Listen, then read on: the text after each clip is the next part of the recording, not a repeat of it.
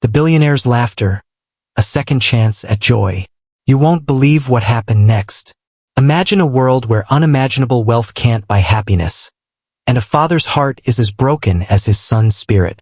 What if a sudden, shocking truth could shatter years of guilt and pain, leading to an ending you'd never expect? "I don't want to do exercises," shrieked Leo, his small fists pounding the wheels of his chair. "Leave me alone." Maya knelt before him, her yellow gloves glowing under the soft glow of the living room lamp as she held a therapy ball. Despite the hostility in his eyes, she remained calm. "Leo, we just need to try a few simple movements to—" "No," the 12-year-old interrupted, pushing the ball away. "You're just like all the others. Dad will fire you like the rest." From the doorway, Mr. Thorne, Leo's father, watched, arms crossed. His immaculate suit contrasted sharply with the tense scene.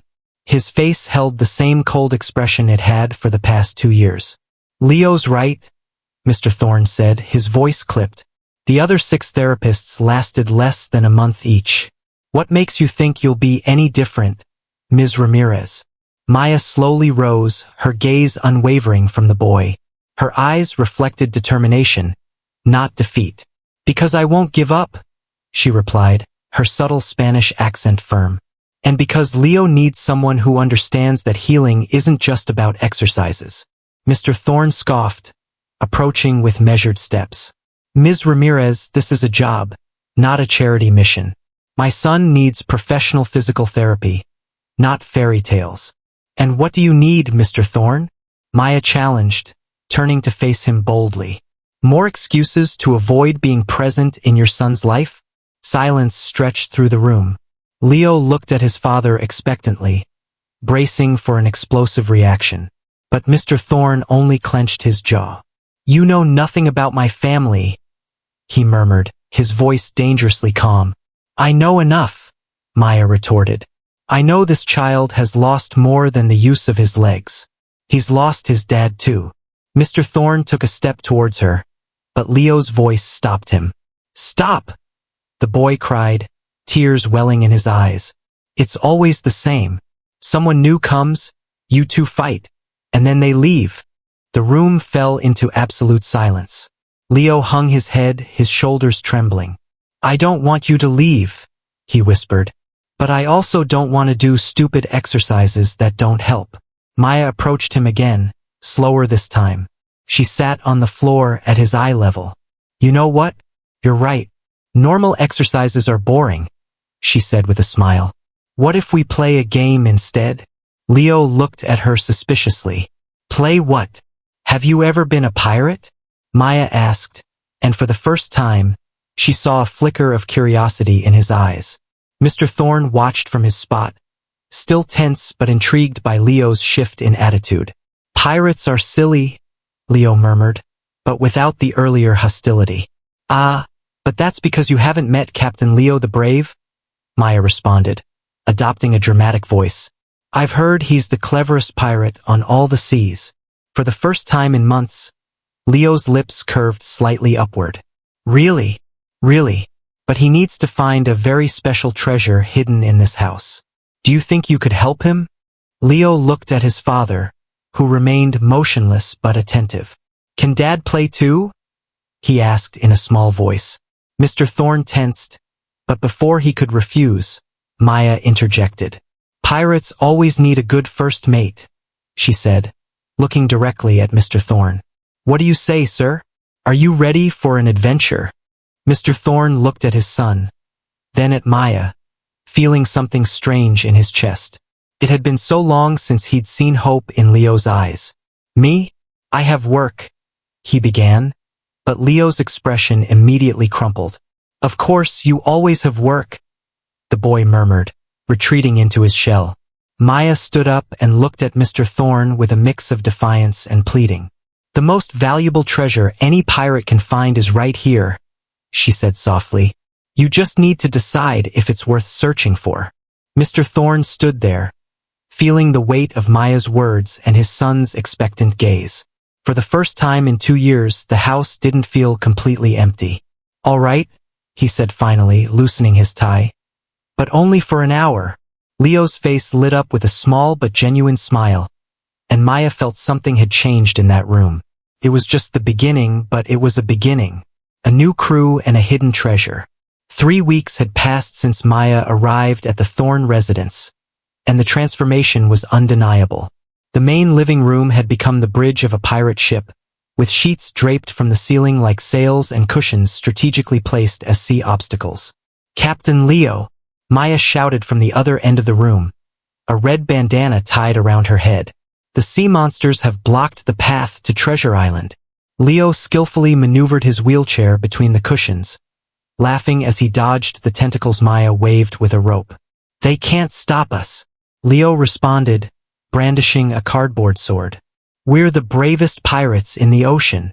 From the staircase, Mr. Thorne watched the scene with a mix of astonishment and something akin to nostalgia.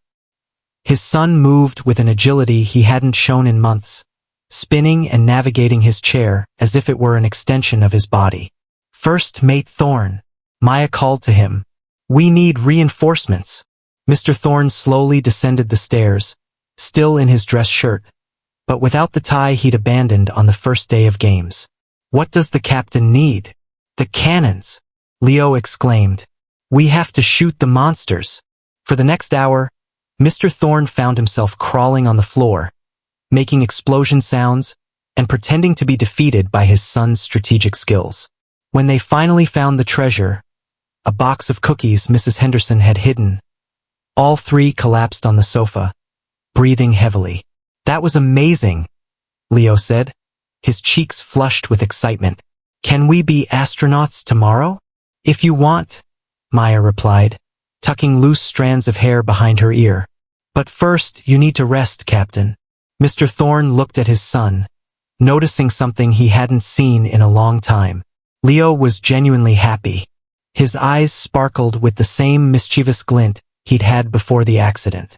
"Dad," Leo said, turning to him, "are you staying for dinner tonight?"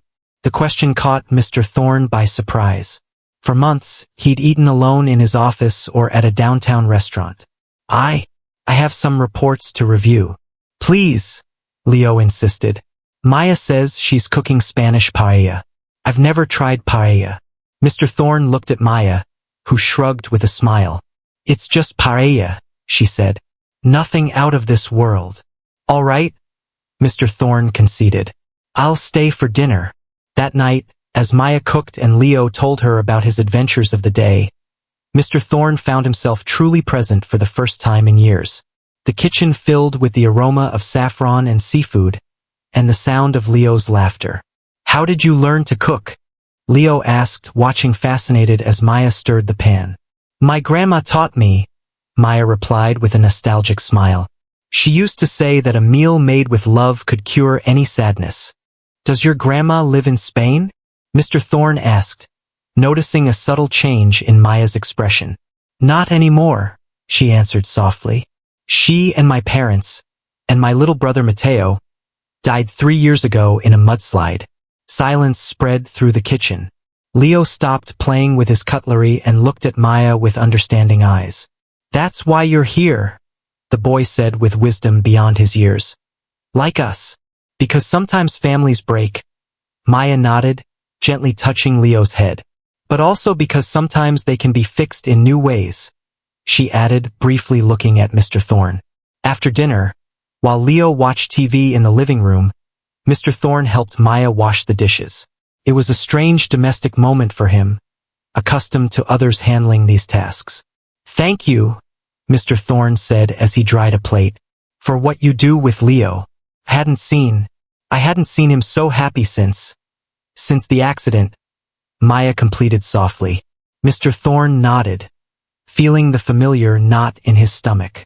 "It was my fault," he murmured. "If I hadn't insisted on taking him to the game that night, if I had waited for the rain to pass." "Edward," Maya said, stopping his hands with hers. "Accidents happen. You don't define who you are by one moment in your life." Mr. Thorne looked at their joined hands, feeling a warmth he had forgotten existed. "How do you do it?" he asked her. "How do you keep going after losing your family?" "Day by day," Maya replied. And by finding new reasons to smile, like Leo's laughter, like seeing you play with your son after so long. Their gazes met, and Mr. Thorne felt something stir in his chest, something he had kept buried for 2 years. They were close, very close, and for a moment the outside world ceased to exist. Dad! Maya! Leo shouted from the living room. Come see this! The moment was broken, but the electricity remained in the air as they headed to the living room, where Leo had found a documentary about space. Can we go to the moon tomorrow? He asked with sparkling eyes. Mr. Thorne looked at Maya, who smiled knowingly. Of course, Captain, Mr. Thorne replied. But this time, I want to be the ship's commander. Leo laughed, and Mr. Thorne realized that for the first time in a long time, he was eager to come home early the next day. A rainbow, a secret, and a shocking truth. Houston, we have a problem, Leo shouted from his spaceship, improvised with cardboard boxes. Commander Thorne is running out of oxygen. Mr. Thorne, wearing a helmet made of aluminum foil, pretended to dramatically suffocate on the garden floor. I must reach the space station, he theatrically gasped. I'll save you, Dad. Leo maneuvered his chair towards him, laughing so hard he could barely speak. Take my extra oxygen tank. Maya watched from her position as mission control, her heart full at the sight of the complicity between father and son. It had been 2 months since she arrived at that house, and the transformation was extraordinary. Mission accomplished, astronauts, she announced. It's time to return to Earth for lunch. During lunch, Mr. Thorne stayed, as he had begun to do every day for the past 3 weeks. Mrs. Henderson served the food with a smile she hadn't shown in years. You know what, Maya? Leo said while chewing. Yesterday my friend Tom asked if you were my new mom. Mr. Thorne almost choked on his water. Maya blushed slightly. And what did you tell him? She asked. Everything I'd like to, Leo replied naturally. Because moms stay forever, right? An awkward silence filled the dining room. Mr. Thorne looked at Maya, who seemed unsure how to respond. Leo, Mr. Thorne began. Maya is your therapist, but she's also our friend. And families can have different forms, right? Leo interrupted. You always say the important thing is to love each other. Mr. Thorne felt a lump in his throat. It was true. He used to say that before the accident when his world still made sense. That afternoon, while Leo took his nap, Mr. Thorne found Maya in the garden, reading under the jacaranda tree. She looked serene, her hair loose, moved by the breeze. May I sit? He asked. Of course, she replied, closing the book. They sat in silence for a moment, listening to the sound of the fountain's water. What Leo said at lunch, Mr. Thorne began. Kids say things unfiltered. Maya interrupted him. Don't worry about it. I'm not worried, Mr. Thorne said, surprising himself. It made me think. Maya looked at him curiously. About what? Mr. Thorne took a deep breath. About how long it's been since I felt alive. Since the accident, I've only existed. I work, I eat, I sleep, but I don't live. Until you arrived. Maya felt her heart race. Edward, you gave me my son back, he continued. But you also gave me something I thought I'd lost forever. The ability to be happy. He moved a little closer to her on the garden bench. Maya, I know this is complicated. I'm your boss. You came here to work. But nothing is as we thought it would be, she completed softly. Do you feel it too? Mr. Thorne asked, vulnerability in his voice. Maya slowly nodded. Since the first day I saw you play with Leo, I saw the man you were before the pain. And I fell in love with that man. Mr. Thorne took her hand, intertwining their fingers. I'm scared, he admitted. Scared of losing someone I love again. I'm scared too, Maya whispered. But I'm more afraid of wasting this opportunity to be happy. They moved slowly closer, their lips mere inches apart. Mr. Thorne could feel Maya's breath. He could see the golden flecks in her brown eyes. Dad! Maya! Leo shouted from his bedroom window. Come see. There's a rainbow. They abruptly separated, laughing nervously. The moment had passed, but something had irrevocably changed between them. That night, after Leo had fallen asleep, Mr. Thorne waited for Maya in the kitchen. "Can I make you some coffee?" he offered. "I'd love some," she replied. As Mr. Thorne prepared the coffee, Maya sat at the counter, observing his movements. There was something homely and natural about the scene. "Do you ever imagine a different life?" Mr. Thorne asked as he poured the cups. "What do you mean?" "A life where you don't have to go back to your apartment every night. Where you wake up here with us," he said, sitting across from her. "A life where Leo is right and we're a real family." Maya smiled, but there was sadness in her eyes. "It sounds beautiful," she said. "But are you sure it's not just gratitude? I helped you with Leo, and it's natural for you to feel." "Maya," Mr. Thorne interrupted, taking her face in his hands. "What I feel for you has nothing to do with gratitude. It has to do with the way my heart races when I see you, with how I look forward to coming home every day, because I know you'll be here, with how you make me feel like I can be a good man again." Tears welled up in Maya's eyes. "Edward, The sound of the phone abruptly interrupted them. Mr. Thorne looked at the screen and frowned. "It's my lawyer," he said. "It's too late for him to call unless it's urgent."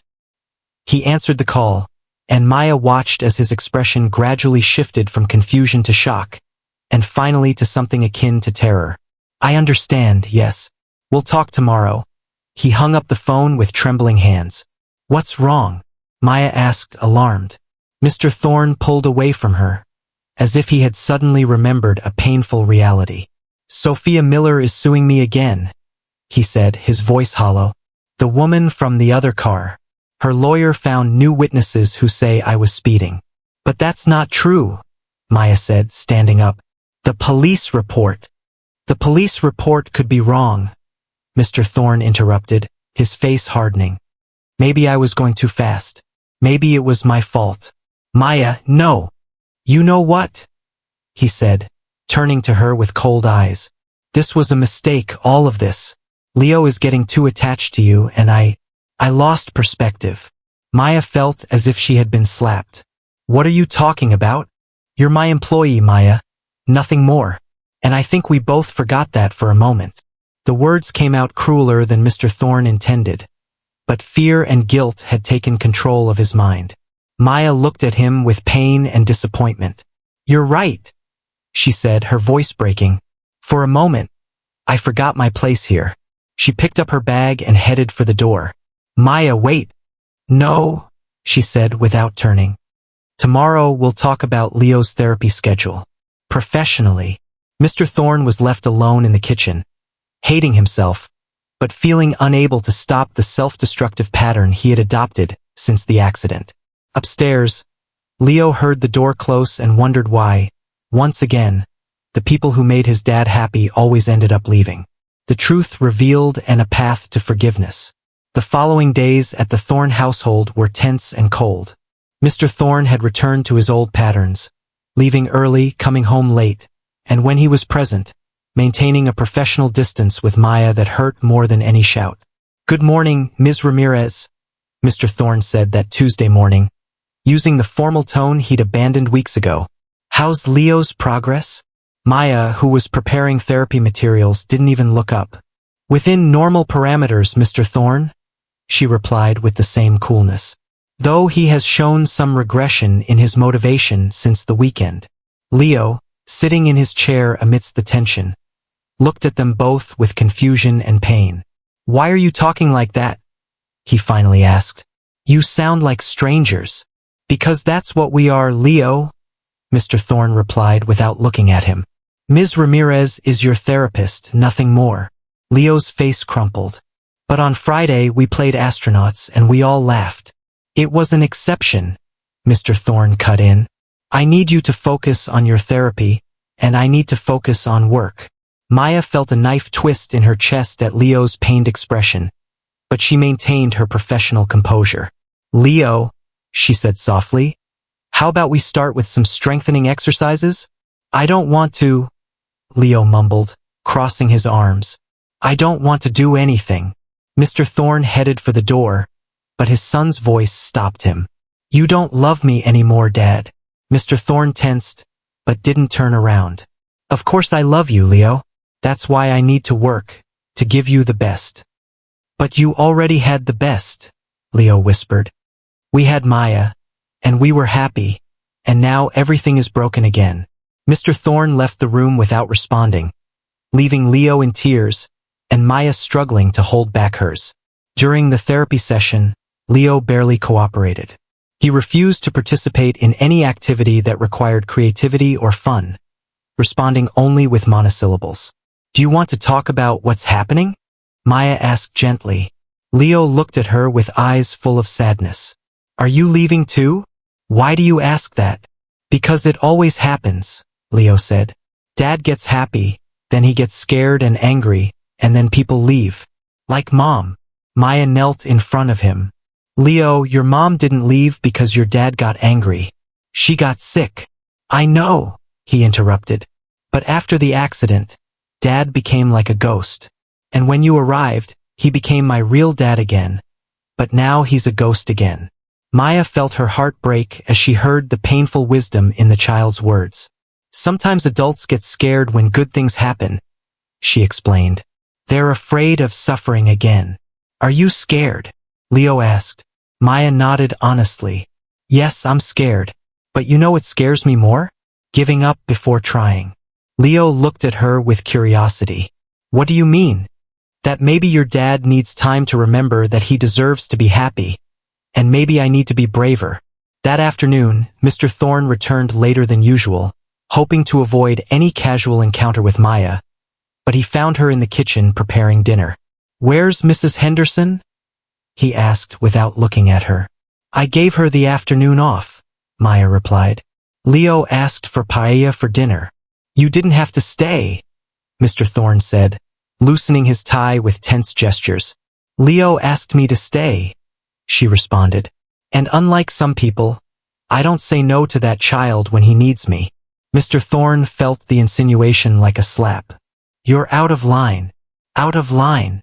Maya turned to him, her eyes blazing. "Do you know what's out of line, Edward? A father who emotionally abandons his child every time things get difficult. Don't you understand?" "Don't I understand what?" he interrupted. "That you're scared? That you're terrified of being vulnerable again? Believe me, I understand perfectly. I also lost my family. I also know what pain is." Mr. Thorne clenched his fists. "This is different. I caused Leo's accident. I put him in that wheelchair." "That's not true." "Yes, it is," Mr. Thorne shouted. "I was driving that night. I decided to go out in the rain. I ruined my son's life." At that moment, Leo appeared in his chair at the kitchen entrance, his face pale. "Dad," he said, his voice trembling, "I need to tell you something." Mr. Thorne turned, quickly wiping his eyes.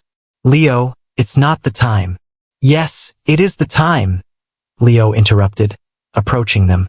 "I've waited a long time to tell you this." Maya dried her hands and approached the boy, offering silent support. "Dad," Leo continued, his voice firmer. "I remember everything about the accident." Mr. Thorne froze. "What?" "I remember it was raining very hard. I remember you were driving slowly because you couldn't see well.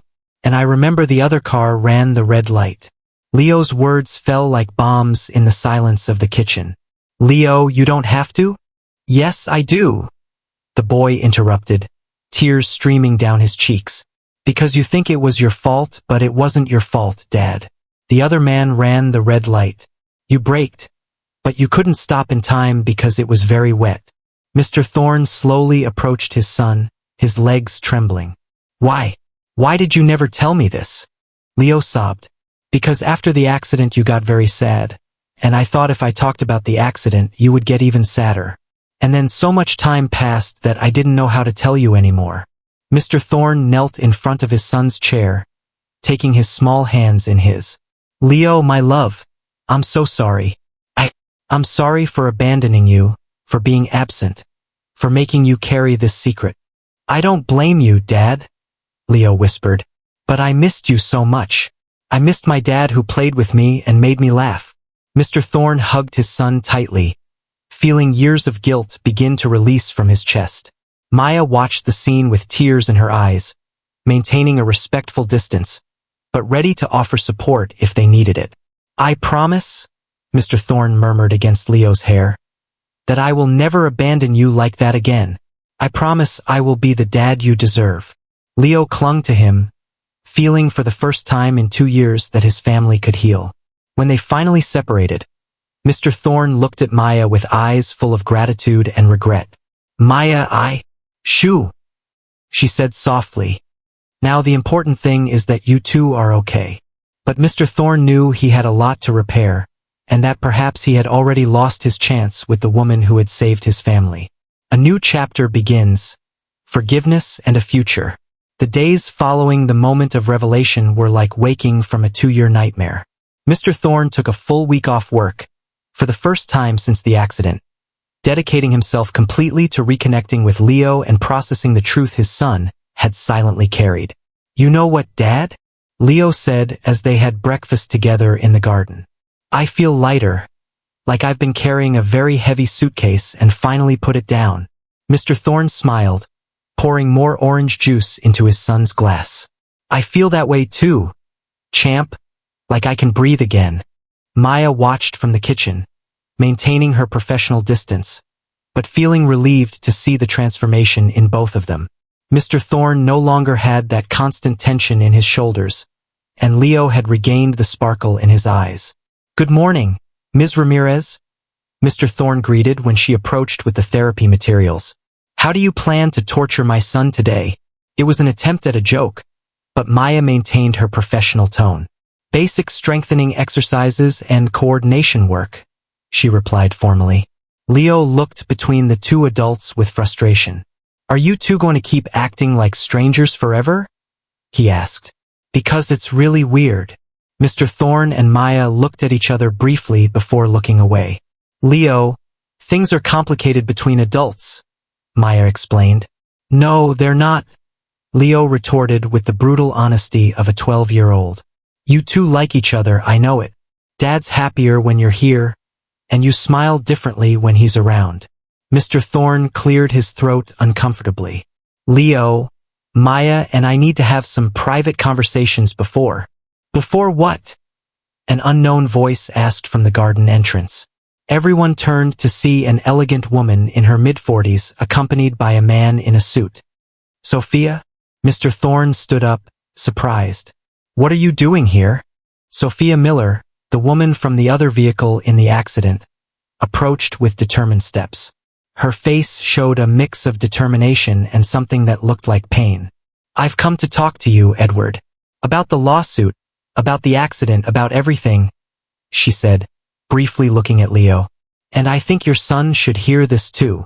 Maya instinctively moved closer to Leo's chair, placing a protective hand on his shoulder. Sophia, if you're here to blame my son for something he didn't do, I'm not here to blame him, Sophia interrupted. I'm here to apologize. Silence spread through the garden. The lawyer accompanying her seemed uncomfortable. Mrs. Miller, perhaps we should reconsider. No, Sophia said firmly. I've kept silent for 2 years, and I can't anymore. She approached Mr. Thorne with tears in her eyes. Edward, the night of the accident, my husband had been drinking. I knew it, but I let him drive because we had argued and I was angry. When the police arrived, he was unconscious, and I lied. Mr. Thorne felt as if the ground was moving beneath his feet. What? I lied about who was driving. I said it was me because I was afraid Miguel would get arrested, that we would lose everything. Sophia continued, openly weeping. And when I found out the child was paralyzed, the guilt consumed me. But it was too late to change my story. Leo took Maya's hand, processing the woman's words. Does that mean Dad wasn't at fault for anything? He asked. Sophia turned to him with eyes full of regret. Your dad is a hero, child. The witnesses who saw the accident said he did everything possible to avoid the impact. If it hadn't been for his reflexes, both of you could have died that night. Mr. Thorne sank into his chair, overwhelmed by the revelation. Sophia, why are you telling me this now? Why the new lawsuit? Because my husband died last week, she replied. Liver cancer. His last words were that he couldn't leave in peace knowing an innocent man was carrying our guilt. Sophia's lawyer approached Mr. Thorne. Mr. Thorne, Mrs. Miller wants to withdraw all lawsuits and is willing to testify about the truth of what happened that night. We also want to offer you compensation for emotional distress and medical expenses. Mr. Thorne looked at his son, who watched him with hopeful eyes. I don't want your money, he finally said. I just want the truth to be known. Sophia nodded, wiping away her tears. There's something else, she said. I've been in therapy these 2 years, trying to deal with my guilt. My psychologist helped me understand that sometimes forgiveness is the only thing that can set us free.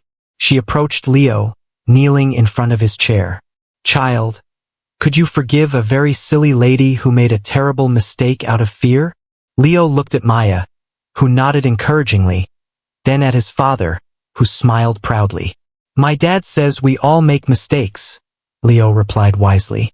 The important thing is to fix them when we can. Sophia smiled through her tears.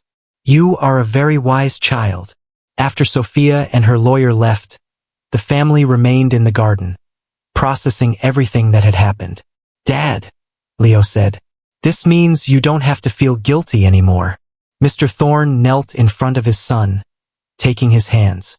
It means I can finally forgive myself and be the dad I always wanted to be for you. Leo smiled.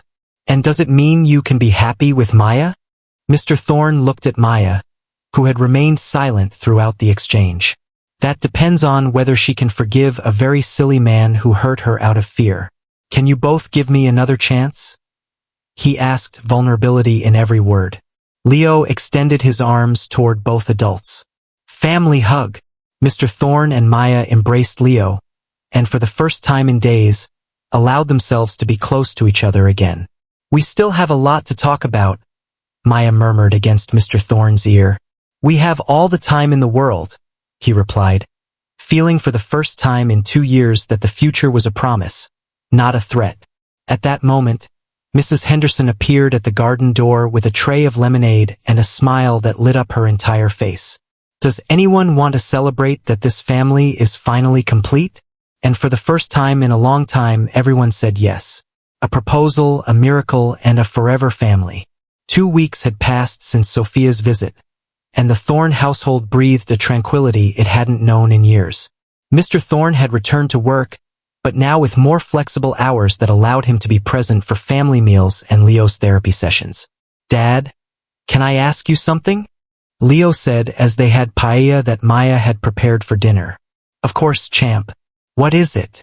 When are you going to ask Maya to marry you? Mr. Thorne almost choked on his lemonade. Maya blushed to her ears. Leo, those things are complicated, Mr. Thorne replied, wiping his mouth. Why?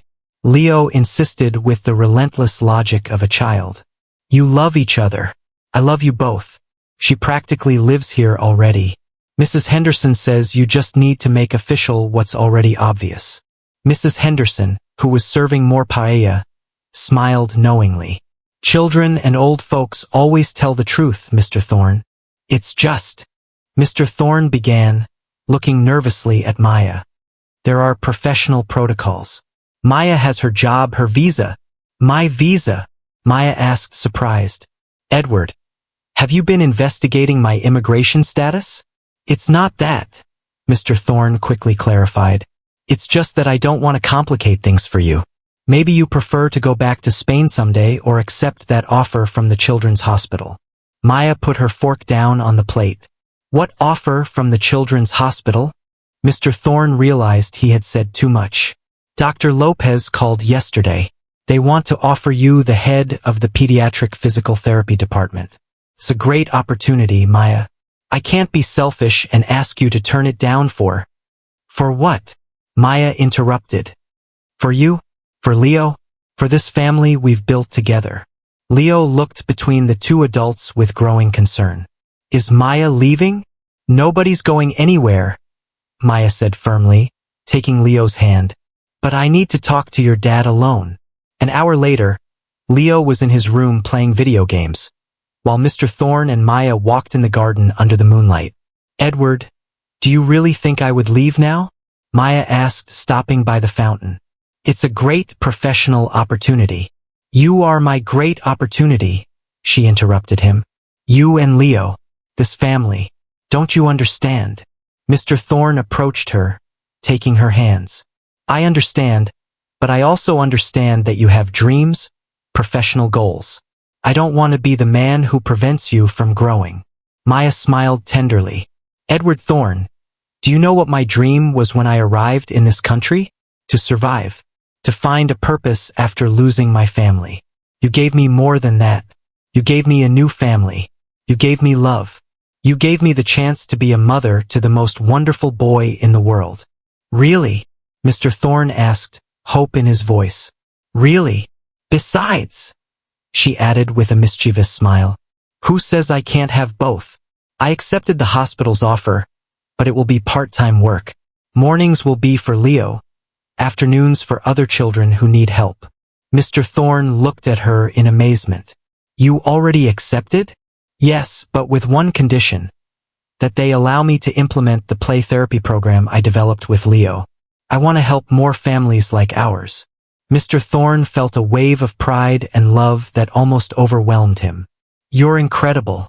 Did you know that? I'm just a woman in love who found her place in the world, she replied. Mr. Thorne moved closer, taking her face in his hands. Maya Ramirez, I love you with all my heart. I love your strength, your compassion, the way you brought light back into this house. Will you marry me? Maya felt her heart overflowing with happiness. Yes, Edward, yes, I want to marry you. They kissed under the stars, a kiss full of promises and hope. But their romantic moment was interrupted by the sound of enthusiastic applause. Finally, Leo shouted from his window, Mrs. Henderson, they kissed. You can prepare the engagement cake. Mr. Thorne and Maya laughed, looking up where Leo waved from his chair by the window. Were you spying? Mr. Thorne shouted to him. Someone had to make sure you didn't let her get away, Leo responded. Now come down.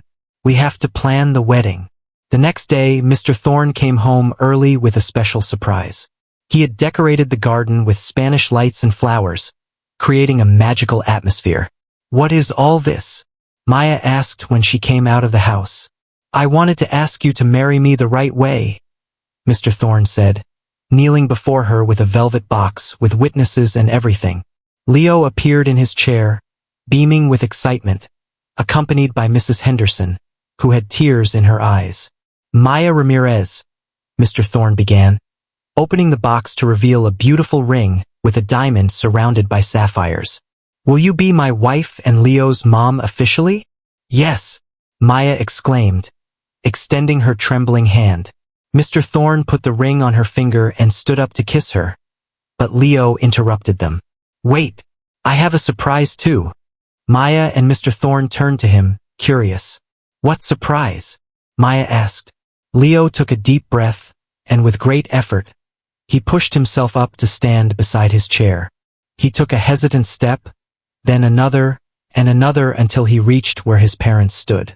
I wanted to walk to you for our first hug as an official family, he said with an immense smile. Maya covered her mouth with her hands, crying with emotion. Mr. Thorne had tears streaming down his cheeks as he hugged his son. Leo, how? I've been practicing with Mrs. Henderson in the afternoons, Leo explained. I wanted to surprise you. Maya always says that miracles happen when we least expect them. The three hugged, forming a perfect circle of love and gratitude. I love you, little superhero, Maya murmured against Leo's hair. And I love you both, Leo responded. Mommy Maya and Daddy Edward. Mrs. Henderson watched from afar with a satisfied smile, knowing that after years of pain, this family had finally found its happiness. You know what? Mr. Thorne said, not letting go of his two favorite people. I think it's time to plan the most beautiful wedding this city has ever seen. Can I be the best man? Leo asked. You can be anything you want, Maya replied, kissing his forehead. You are our son, our miracle, our blessing. And in that garden full of lights and love, a family that had been born from pain and grown in hope celebrated the beginning of their forever. The everyday miracles. 8 months had passed since that magical night in the garden when Mr. Thorne proposed to Maya, and Leo took his first steps towards them. The Thorne Ramirez family's life had found its perfect rhythm, full of love, laughter, and small everyday miracles. The wedding had been celebrated in the same garden where their love story began, with Leo proudly walking down the aisle to give Maya away, fulfilling his dream of being the most important best man at the ceremony. Mrs. Henderson had cried more than all the guests combined, and to this day, she still boasted that she had been the first to realize that those two were meant for each other. "Mom, Dad," Leo shouted from the garden one sunny Saturday morning. "Come see what I can do." Mr. Thorne and Maya came out of the kitchen, he with a cup of Spanish coffee and she wiping her hands with an apron that said, "The Queen of Paella," a joke gift from Leo that had ended up being her favorite. Leo was standing next to his wheelchair, but not sitting in it. With careful but confident movements, he began to run slowly through the garden. "I'm running," he shouted with a smile that lit up his entire face. "Look, I'm really running." Maya covered her mouth with her hands, moved to tears. Mr. Thorne dropped his cup, which fortunately was plastic, and ran towards his son. "Leo, that's amazing. Dr. Lopez says I don't need the chair at all anymore," Leo explained, stopping in front of his parents. "Only to rest when I'm very tired, but I can walk and run normally now." Mr. Thorne hugged his son, feeling infinite gratitude for the life that had given them this second chance. "You know what this means?" Mr. Thorne asked. "What?" Leo asked. "That you can play soccer again." Leo's eyes lit up. "Really? Can I go back to the school team?" "You can do everything you dream of, my love," Maya said, hugging them both. That afternoon, while Leo practiced soccer in the garden with Mr. Thorne, Maya reviewed some documents in her study. Her play therapy program at the Children's Hospital had been a resounding success, and hospitals in other states had already requested her methodology. She had begun to write a book about her experience, titled Healing with Love, When Play Becomes Medicine. "What are you thinking about?" Mr. Thorne asked, entering the study with 2 glasses of lemonade. "How strange life is," Maya replied, taking her glass. 2 years ago, I came to this house fleeing pain, without family, without hope, and now you have everything you ever dreamed of," Mr. Thorne completed, sitting on the arm of her chair. "More than I dreamed," she corrected. "I never imagined I could be so happy again." Mr. Thorne leaned in to kiss her softly. "You know what my favorite part of every day is?" "What?" "Waking up and remembering that this isn't a dream, that I really have a family, a beautiful wife, an incredible son, and a future full of possibilities." "Mom! Dad!" Leo shouted from the garden. "Come?" "Mrs. Henderson says a surprise arrived." They went out to the garden where Mrs. Henderson waited with a mysterious smile and a cardboard box with holes. "What's that?" Maya asked. "Leo has been asking for a sibling," Mrs. Henderson said mischievously. "And while you two haven't cooperated in that department, I thought this might be a good temporary compromise." She opened the box, and out came a 2-month-old golden retriever puppy with a red ribbon around its neck. "A dog!" Leo shouted, running towards Mrs. Henderson. "He's beautiful," Mrs. Henderson said. "His name is Miracle, because this family is full of them." Leo took the puppy in his arms, who immediately began to lick his face. "Can I keep him?" Leo asked, looking at his parents with pleading eyes. Mr. Thorne and Maya looked at each other, communicating silently as only deeply connected couples can do. "Of course," Mr. Thorne said. "But you're responsible for training him and taking care of him." "Yes," Leo exclaimed, sitting on the ground to play with Miracle. "We're going to be best friends." Maya snuggled against Mr. Thorne as they watched Leo play with his new pet in the garden where it all began. "You know what?" Mr. Thorne murmured against her hair. "Mrs. Henderson is right about the sibling thing. Maybe we should start thinking about it seriously." Maya turned in his arms with a mischievous smile. Who says I haven't been thinking about that already? Mr. Thorne looked at her with surprise and hope. Maya, it's still too early to be sure, she said, gently touching her belly. But maybe Miracle isn't the only new surprise in this family. Mr. Thorne kissed her with all the passion and gratitude he felt, as Leo laughed in the garden and the sun set over their perfect home. Sometimes, the best families aren't those born together, but those who choose to love and heal each other. And in the Thorne Ramirez household, love had triumphed over pain, hope had overcome fear, and miracles happened every day. Mrs. Henderson watched from the kitchen window, wiping her eyes with her apron, knowing that her most important job had been to help build this beautiful family.